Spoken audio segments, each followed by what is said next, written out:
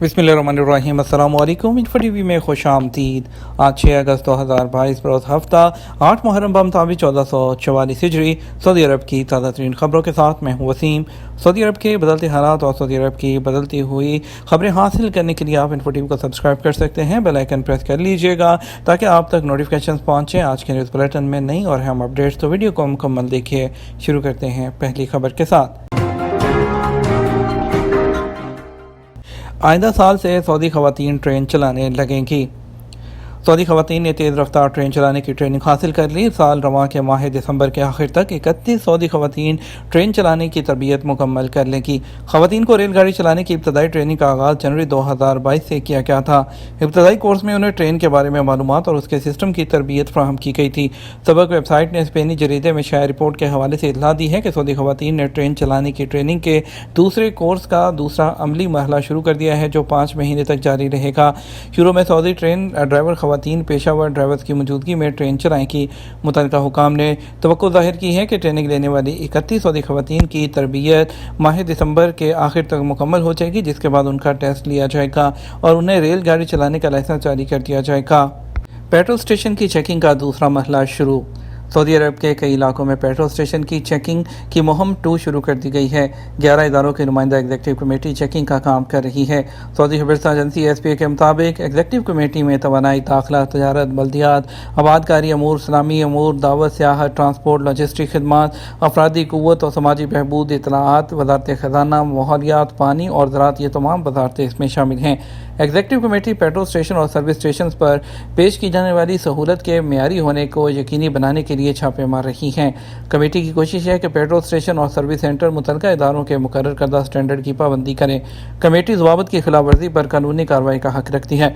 Committee शहरों और कमिश्नरियों के अंदर वाक़ पेट्रोल स्टेशन और सर्विस सेंटर्स के अलावा जो सड़कों पर वाक़ पेट्रोल स्टेशन और सर्विस सेंटर है उस पर भी छापे मार रही है। कमेटी ने अपील की है कि अगर आप भी सऊदी शहरी हों या मुकीम गैर मुल्की हों, किसी पेट्रोल स्टेशन या सर्विस सेंटर पर कोई भी आप खिलाफ ज़ाब्ता बात देखें तो पहली फुर्सत में आप कमेटी को इत्तला दें। रियाद का धड़कता हुआ दिल कहलाने वाले अल-दरिया मंसूबे की 3री सालगिरह। सऊदी हुकूमत ने अल-दरिया गेट डेवलपमेंट अथॉरिटी को 5 साल पहले सऊदी अरब की जाए पैदाइश को आलमी मेयार, पायदार सियाहत, तफरीह और सकाफती मंजिल के तौर पर दोबारा से तामीर करने की जिम्मेदारी सौंपी थी। अरब न्यूज़ के मुताबिक $50 अरब के इस मंसूबे में दुनिया के सबसे ज़्यादा पुरताइश रेस्टोरेंट और होटल रवायती नजदी तर्ज पर तामीर किए जाएंगे, जबकि इसके साथ साथ सकाफती मकामात भी बनाए जाएंगे। तालिब इल्म गैर हमवार रास्तों पर चलने वाली गाड़ी बनाने में कामयाब। तैयबा यूनिवर्सिटी की फैकल्टी ऑफ इंजीनियरिंग के एक तालिब इल्म ने गैर हमवार रास्तों से सफ़र के लिए स्पेशल गाड़ी तैयार करने में कामयाबी हासिल कर ली। सऊदी खबरसां एजेंसी एसपी के मुताबिक यूनिवर्सिटी के सरबराह डॉक्टर अब्दुल अजीज़ अल सरानी और यूनिवर्सिटी के आले ओहदेदारों के मौजूदगी में स्पेशल गाड़ी प्रोजेक्ट का इफ्तिताह कर दिया गया। फैकल्टी के डिज़ाइन जो डीन हैं डॉक्टर उमर अरवैसी ने कहा कि इस गाड़ी के कुछ हिस्से फैकल्टी के वर्कशॉप्स में तैयार किए गए हैं। ये काम गाड़ियों के इंजीनियर की सोसाइटी के मुकर्रर करदा मेयार और ज़वाबित के मुताबिक अंजाम दिया गया। माली बदउनवानी की इत्तला ना देना कानून शिकनी है।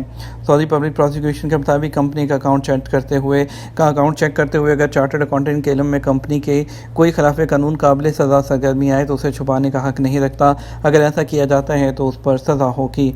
सबक वेबसाइट के मुताबिक ट्विटर पर इस हवाले से तवज्जो दिलाई गई थी कि जो चार्टर्ड अकाउंटेंट किसी भी कंपनी का हिसाब चेक करते वक्त उसकी खिलाफ कानून सरगर्मियों पर पर्दा डालने की कोशिश करेगा, उसकी इत्तला ज़िम्मेदारान को नहीं देगा या मुकर्रर निज़ाम के मुताबिक उस हवाले से कार्रवाई नहीं करेगा, उसे 1 साल कैद और 10 लाख रियाल तक जुर्माने की सज़ा होगी।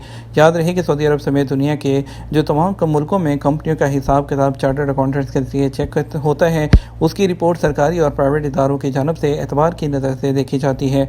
अगर वो एतबार पर पूरा नहीं उतरेगा तो ऐसी सूरत में उसके खिलाफ बाकायदा कानूनी कार्रवाई की जाएगी।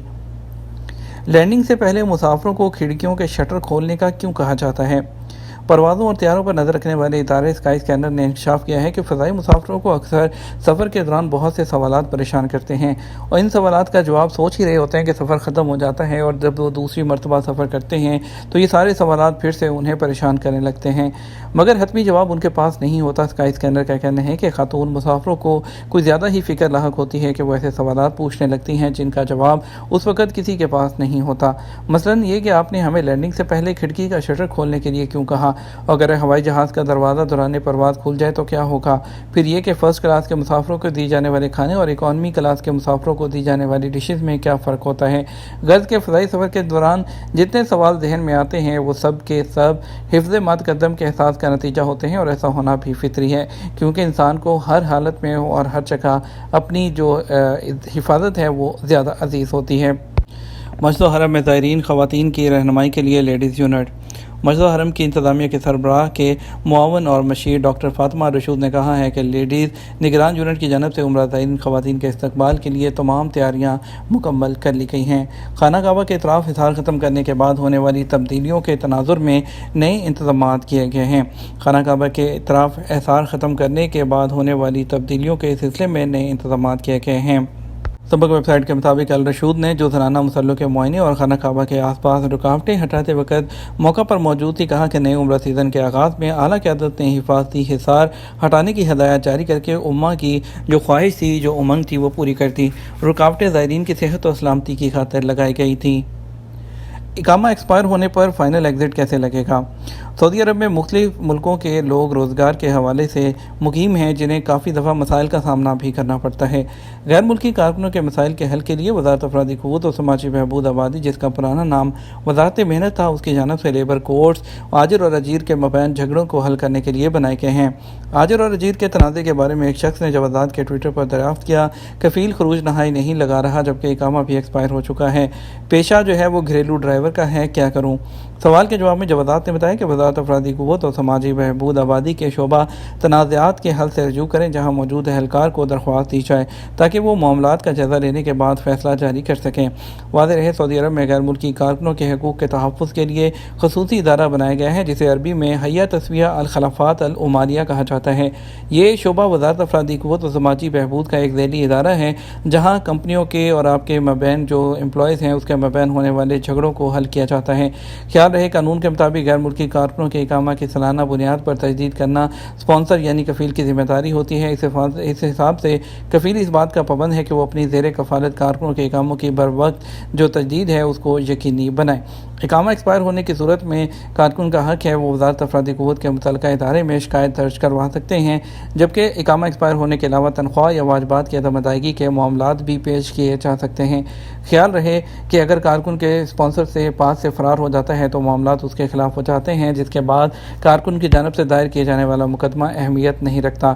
اس لیے اس بات کا خیال رکھا جائے کہ اسپانسر کے پاس ہی کام کریں اور قانونی طور پر معاملے کو حل کیا جائے۔